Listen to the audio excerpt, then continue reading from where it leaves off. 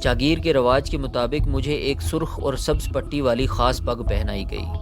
اس پگ کو مقامی طور پر ایک عجیب سا نام دیا جاتا تھا۔ یہ پتہ نہیں کس زبان کا لفظ تھا، پر اس کا مطلب تھا کہ بڑے رکھوالے کی پگڑی۔ اس پگڑی کا پہننا ایک اعزاز تھا۔ یہ سب کچھ اپنی جگہ تھا، اس کے باوجود میں محسوس کر رہا تھا کہ میرے اور جاگیر کے چودھریوں کے درمیان ایک فاصلہ سا موجود ہے۔ در حقیقت یہ فاصلہ ہمیشہ سے موجود رہا تھا۔ یہ وہی ذات برادری کا پیدا کیا ہوا فاصلہ تھا۔ بے شک میں بھی زمیندار طبقے سے تھا، مگر برادری کے لحاظ سے جاگیر کے چودھری مجھے اپنے سے کمتر جانتے تھے۔ جب ایک موقع پر بلقیس سے میری شادی کی بات چلی تھی تو یہی طبقہ تھا جس نے سخت برا منایا تھا اور اس بات کو ابھرنے سے پہلے ہی سختی سے دبا دیا تھا۔ میں جانتا تھا کہ ان دنوں بلقیس کو بھی اندر خانے زبردست دباؤ کا سامنا کرنا پڑا تھا۔ اس دباؤ کے بعد ہی بلقیس نے میری شادی کے بارے میں سوچنا شروع کیا تھا اور بالآخر میرے لیے شہوار کا رشتہ ڈھونڈا گیا تھا۔ میں اس تناؤ کو آج بھی اسی طرح محسوس کر رہا تھا۔ جاگیر کے لیے سب کچھ کرنے کے باوجود میں آج بھی یہاں کے چودھری طبقے کے لیے گھسپیٹھیا یا آؤٹ سائیڈر ہی تھا۔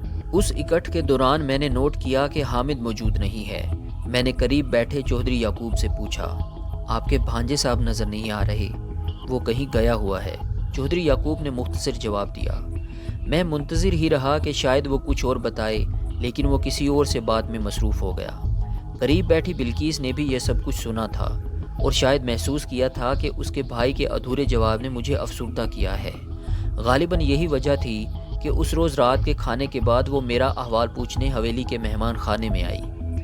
مہمان خانے میں پہلے دن والی ملاقات کے بعد وہ کبھی میرے سامنے اکیلی نہیں آئی۔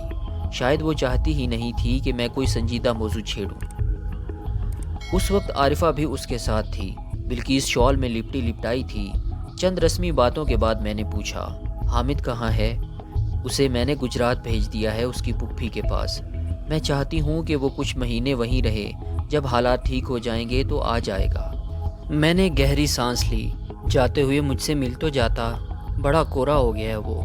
بالکل کورا نہیں ہے، بلکہ سچ پوچھو تو وہ ہر وقت تمہارے ساتھ ہی رہنا چاہتا تھا۔ خود کبھی کبھی میرا دل بھی چاہتا ہے کہ وہ تمہارے قریب رہے، تم سے کچھ سیکھے۔ پڑھائی میں بھی جتنا اچھا تم اسے پڑھا سکتے ہو شاید ہی کوئی اور پڑھا سکے۔ تمہاری ہر بات مانتا ہے وہ، لیکن تم بھی جانتے ہو کہ مجبوریاں ہیں، یہاں اس کے لیے بہت خطرے ہیں۔ میری سمجھ میں یہ بات پوری طرح نہیں آئی۔ بہرحال یہ تم لوگوں کا اندرونی معاملہ ہے، ہو سکتا ہے کہ تم نے ٹھیک ہی کیا ہو۔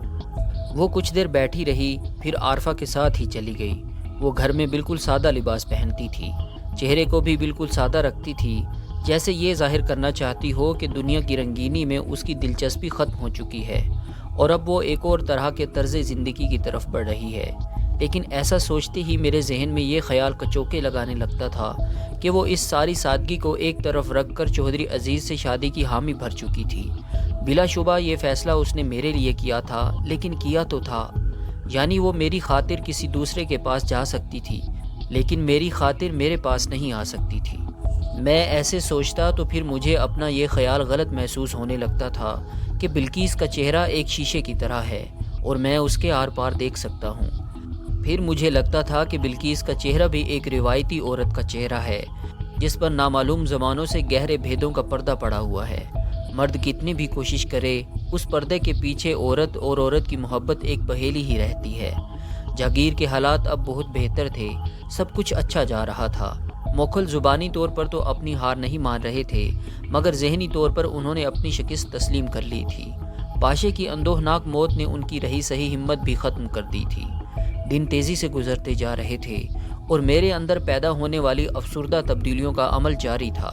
یہ بات اچھی طرح سمجھ میں آ چکی تھی کہ مجھے یہ جاگیر چھوڑ کر جانا ہوگا۔ میں اپنے دل سے مجبور تھا۔ میں بلقیس سے دور رہ کر تو شاید زندگی کے دن پورے کر لیتا، مگر بیگانوں کی طرح اس کے قریب رہ کر میرے لیے جینا ناممکن تھا۔ وہ اونچی اونچی پگڑیوں کے نرغے میں تھی۔ میں ان پگڑیوں کے پس منظر میں اسے دیکھتا تو میرا دم گھٹتا تھا۔ کبھی کبھی میں سوتے میں ہڑبڑا کر اٹھ جاتا۔ مجھے لگتا تھا کہ میری سانس واقعی بند ہونے لگی تھی۔ ہاں، میں جاگیر چھوڑنا چاہتا تھا، لیکن کسی بیگانی کی طرح نہیں، اپنے کی طرح۔ میں چاہتا تھا کہ یہاں سے جاؤں تو اپنے پیچھے کچھ ایسے لوگ چھوڑ جاؤں جو میری کمی کا احساس نہ ہونے دیں، میں یہاں کے دیہات کی ہنستی بستی فضاؤں کی رونق چھیننا نہیں چاہتا تھا۔ یہاں کے کھیتوں کی ہریالی، یہاں کی گلیوں کی دھوپ چھاؤں، یہاں کی ٹھٹری ہوئی چاندنی راتوں کا سحر، یہاں کی چلچلاتی دوپہروں کی دل گداز خاموشی اور یہاں کے دہقانوں کے چہروں پر زندگی کی چمک، مجھے ان سب سے پیار تھا۔ میں ان سب میں کسی چیز کا نقصان نہیں چاہتا تھا۔ ایک دن میرے اور نصر اللہ کے درمیان تفصیلی بات چیت ہوئی۔ نصر اللہ نے مجھے اطلاع دیتے ہوئے بتایا، بھرتی پوری ہو گئی ہے جی، 250 بندے جاگیر کے اندر سے ہوئے ہیں، 100 آلے دوالے کے ہیں، ان میں سے 200 کے پاس لائسنسی ہتھیار ہیں، باقیوں کا انتظام بھی 1-2 دن میں ہو جائے گا۔ گھوڑوں کی کیا پوزیشن ہے؟ گھوڑے تو جی اب ضرورت سے زیادہ ہیں، مجھے لگتا ہے کہ اگلے 1 سال تک تو ہمیں خریداری کی ضرورت نہیں ہے، آگے کا پتہ نہیں۔ مال بھی اچھا ملا ہے؟ بالکل جی، موکلوں کی آنکھیں کھلی رہ گئی ہیں۔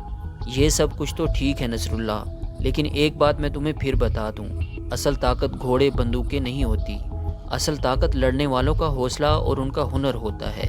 جب بھی حوصلے کی بات آئے گی، چاچے عسکری کا ذکر ضرور آئے گا۔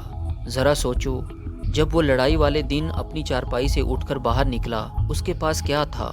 گھوڑا، نہ رائفل، نہ جسم میں جان، بس یہ اس کا حوصلہ اور ہنر تھا جو اسے باہر لایا اور وہ موکلوں سے بھڑ گیا۔ بس یہی لوگ لڑائی جیتنے والے ہوتے ہیں۔ آپ کی یہ بات میں اکثر دہراتا رہتا ہوں۔ تیمور اور شبیر کے ساتھ مشورہ ہو رہا ہے؟ بالکل جی، روزانہ تقریباً 1 گھنٹہ بیٹھتے ہیں، برکت بھی ساتھ ہوتا ہے۔ ضرور، اسے بھی ساتھ رکھو۔ در حقیقت یہ تم چاروں ہی ہو جس پر باقی سارے لوگوں اور نئی پرانی بھرتی کا دار و مدار ہے۔ میں یہ چاہتا ہوں کہ تم میں سے ہر کوئی ایک سالار جتنی ذمہ داری محسوس کرے۔ اگر کسی وقت تم اپنی ڈیوٹی پر نہ بھی ہو تو کسی کو سالار کی کمی محسوس نہ ہو۔ میں سمجھتا ہوں جی کہ آپ کی کوششوں اور اللہ سونے کے کرم سے ہم اب جتنے مضبوط ہیں پہلے کبھی نہ تھے، بلکہ میں تو… بات کرتے کرتے نصر اللہ ایک دم خاموش ہو گیا۔ اس نے سر اٹھا کر مجھے غور سے دیکھا۔ اس کی آنکھوں میں کچھ عجیب سی کیفیت تھی۔ کیا بات ہے نصر اللہ، اس طرح کیا دیکھ رہے ہو؟ میں نے پوچھا۔ کچھ نہیں جی، اس نے نفی میں سر ہلایا اور جھکا لیا۔ نہیں، تم کوئی بات کہنا چاہ رہے تھے۔ میں نے ذرا اصرار کیا تو وہ جھجکتے ہوئے لہجے میں بولا، کہیں آپ نے کہیں جانا تو نہیں؟ کیا مطلب؟ میں نے اپنے تاثرات بمشکل چھپاتے ہوئے کہا، کچھ نہیں۔ مجھے لگتا تھا کہ شاید آپ کچھ دنوں کے لیے کہیں جانا چاہتے ہیں۔ نہیں، ایسی کوئی بات نہیں ہے، لیکن اگر جانا پڑا تو تمہیں بتا کر جاؤں گا۔ پتہ نہیں نصر اللہ میرے جواب سے مطمئن ہوا یا نہیں، مگر وہ خاموش ضرور ہو گیا۔ اگلے تقریباً 2 مہینے میں نے جاگیر کے حفاظتی نظام پر بھرپور توجہ دی۔ میں نے کوشش کی کہ نصر اللہ اور تیمور ہر معاملے میں طاق ہو جائیں۔ مجھے خاص طور سے تیمور سے بہت امیدیں وابستہ تھیں۔ بہرحال اپنی اندرونی کیفیت کے بارے میں نے تیمور کو بھی کچھ نہیں بتایا۔ رونق سے میں ہر بات کر لیتا تھا، مگر اپنے پروگرام کے بارے میں نے اسے بھی یکسر بے خبر رکھا۔ میں نے بھرپور کوشش کی کہ مقامی پولیس سے بھی بلقیس اور چودھری یعقوب وغیرہ کے تعلقات بہت اچھے ہو جائیں، اور اس میں مجھے خاطر خواہ کامیابی ہوئی۔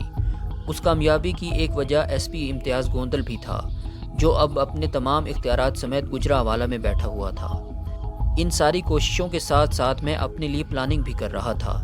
جاگیر میں اور ارد گرد اب میرے پاس کافی زمین تھی، مگر جو زمین مجھے سسرال کی طرف سے ملی تھی اس پر میں اپنا کوئی حق نہیں سمجھتا تھا۔ میں نے تہیہ کیا ہوا تھا کہ اس جگہ میں سے 1 انچ بھی اپنے پاس نہیں رکھوں گا۔ ہاں، جو 2-2.5 مربع مجھے والی جی کی طرف سے ملے تھے، ان کو فروخت کرنے کے بارے میں سوچ سکتا تھا۔ اس رقم سے مجھے کہیں اور آباد ہونے میں مدد مل سکتی تھی۔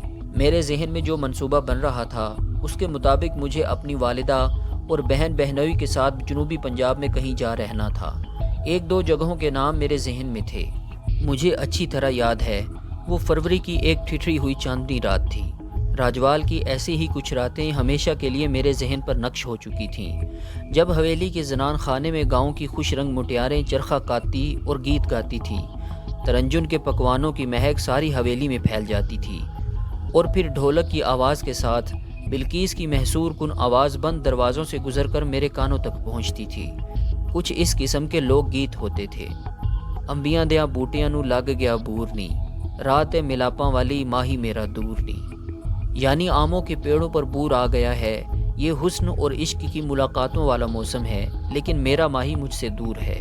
اور پھر وہ سوتی آلہ جسے ہم نے بمبو کاٹ کا نام دیا تھا، گرم انگیٹھی کے سامنے لحاف میں بیٹھ کر رات کے سناٹے میں کی جانے والی وہ سرگوشیاں جو دھیرے دھیرے ایک تیز بہاؤ کی شکل اختیار کر گئی تھیں، ایک ایسا بہاؤ جس میں پاؤں جمائے رکھنا ممکن ہی نہیں رہتا۔ ہاں، یہ ویسی ہی ایک سرد چاندنی رات تھی، لیکن آج دل کا موسم کچھ اور تھا۔ سینے پر ایک بھاری بوجھ لیے میں بلقیس کی طرف جا رہا تھا۔ جو بات میں کہنے جا رہا تھا وہ اس بوجھ سے بھی بھاری تھی۔ میں نشست گاہ میں بیٹھ گیا۔ ملازمہ تاجو نے بلقیس کو میرے آنے کی اطلاع دی۔ میں سپہر کو ہی بلقیس کو اطلاع دے چکا تھا کہ مجھے ایک ضروری مشورے کے لیے آنا ہے۔ میں نے یوں ہی کہہ دیا تھا کہ عارفہ میرے ساتھ ہوگی۔ عارفہ میرے ساتھ نہیں تھی۔ مجھے اکیلا دیکھ کر بلقیس قدرے حیران ہوئی۔ عارفہ کہاں ہے؟ اس نے پوچھا۔ اس کے سر میں درد تھا۔ میں نے بہانہ بنایا۔ اوہو، میں تو اسے کچھ دکھانے کے لیے لائی تھی، اس نے کچھ تصویریں ہاتھ میں پھیلاتے ہوئے کہا۔ میں نے دیکھا کہ یہ اس اکٹھ کی تصویریں تھیں جب مجھے سرخ اور سبز پٹی والی اعزازی پگڑی پہنائی گئی تھی۔ بہت سی اونچی پگڑیوں اور شملوں کے درمیان یہ پگڑی بالکل مختلف نظر آتی تھی۔ کچھ تصویروں میں علاقے کے زمیندار اور معزز افراد مجھے مبارکبادیں دے رہے تھے، لیکن اس تقریب کی اصل اور سچی خوشی مجھے ان چہروں کے بجائے راجوال کے عام لوگوں کے چہروں پر نظر آئی۔ جب میں اکٹھ سے باہر نکلا تو راجوال کے بہت سے لوگ میرے چاروں طرف جمع ہو گئے تھے۔ اس مجمع کی تصویروں میں خوشی کی اثر لہر دکھائی دیتی تھی۔ لوگوں نے مجھے ہار پہنائے تھے اور کچھ دیر کے لیے کندھوں پر اٹھایا تھا۔ ان تصویروں کو دیکھ کر بلقیس کے چہرے پر خوشی جھلملانے لگی۔ لوگ تم سے بہت پیار کرتے ہیں، انہوں نے تم سے بہت امیدیں لگائی ہوئی ہیں خاور، وہ میری طرف دیکھے بغیر بولی۔ میں نے تصویریں ایک طرف رکھتے ہوئے ایک ٹھنڈی سانس لی اور افسردہ لیکن مستحکم لہجے میں کہا، بلقیس، آج میں تمہیں ایک اہم اطلاع دینے آیا تھا۔ خیریت تو ہے؟ شال کے حالے میں اس کے چہرے پر رنگ سا لہرا گیا۔ میں یہاں سے جا رہا ہوں بلقیس۔ کہاں؟ کتنے دنوں کے لیے؟ اس نے ایک ساتھ دو سوال پوچھے۔ دنوں کا تو پتہ نہیں، لیکن یہاں کا چکر ضرور لگاتا رہوں گا، میں نے گمبھیر لہجے میں کہا۔ بلقیس نے چونک کر میری طرف دیکھا اور اس کا چہرہ تاریک ہو گیا۔ میں سمجھی نہیں، تم کیا کہہ رہے ہو؟ میں نے کہا، بلقیس، تمہیں یا چودھری یعقوب وغیرہ کو کسی بھی طرح پریشان ہونے کی ضرورت نہیں۔ میں جو کچھ کر رہا ہوں پوری منصوبہ بندی کے ساتھ کر رہا ہوں، یوں ہی چھوڑ کر بھاگ نہیں رہا ہوں۔ تم نے دیکھ ہی لیا ہوگا، اس وقت نصر اللہ اور تیمور نے ہر طرح سے میری کمی پوری کی ہوئی ہے، پھر شبیر اور برکت ہیں۔ یہ چاروں بندے اب چار ستونوں کی طرح ہیں، اللہ نے چاہا تو اب انہیں کوئی ہلا نہیں سکتا۔ بلقیس کا چہرہ یوں بجھ گیا تھا جیسے 14ویں رات کا روشن تر چاند اچانک سیاہ بادل کی اوٹ میں آ جائے۔ یہ تم کیا کہہ رہے ہو خاور؟ کہیں مذاق تو نہیں کر رہے؟ نہیں بلقیس، میں حتمی فیصلہ کر چکا ہوں، میں بہت تھک گیا ہوں۔ اب بیبے جی اور عارفہ کے ساتھ خاموشی سے کسی پرسکون جگہ پر رہنا چاہتا ہوں، لیکن ایسا بھی نہیں ہے کہ جاگیر سے میرا رشتہ بالکل ٹوٹ جائے گا۔ میں کبھی کبھی یہاں کا چکر لگاتا رہوں گا، میں نے آخری الفاظ تسلی دینے والے انداز میں کہے۔ بلقیس کی اس خوبصورت آنکھوں میں نمی جاگ گئی۔ کوکے کا لشکارہ ایک دم نہ جانے کہاں چلا گیا، گہری تاریکی میں ڈوب گیا۔ وہ لرزاں آواز میں بولی، کیا تم واقعی نہیں جانتے خاور کہ تمہارے بغیر جاگیر کا کیا بنے گا؟ تم دور دراز کے اندیشوں میں پڑ رہی ہو بلقیس، اب کچھ نہیں ہوگا۔ جاگیر اس وقت جتنی مضبوط ہے پہلے کبھی نہیں تھی۔ مجھے یقین ہے کہ آئندہ 8-10 سالوں میں اس کی طرف کوئی آنکھ اٹھا کر بھی نہیں دیکھ سکتا۔ تب تک حامد بھی اپنے پاؤں پر کھڑا ہو چکا ہوگا، پریشانیاں تمہارے پاس بھی نہیں بھٹک سکیں گی۔ یا تم انجان ہو یا بن رہے ہو خاور، میں اپنے ارد گرد جو دیکھتی ہوں وہ تمہیں بھی نظر آنا چاہیے۔ مجھے یقین ہے کہ اگر تم یہاں نہیں ہوگے تو 8-10 مہینوں میں ہی یہاں سب کچھ الٹ پلٹ ہو جائے گا۔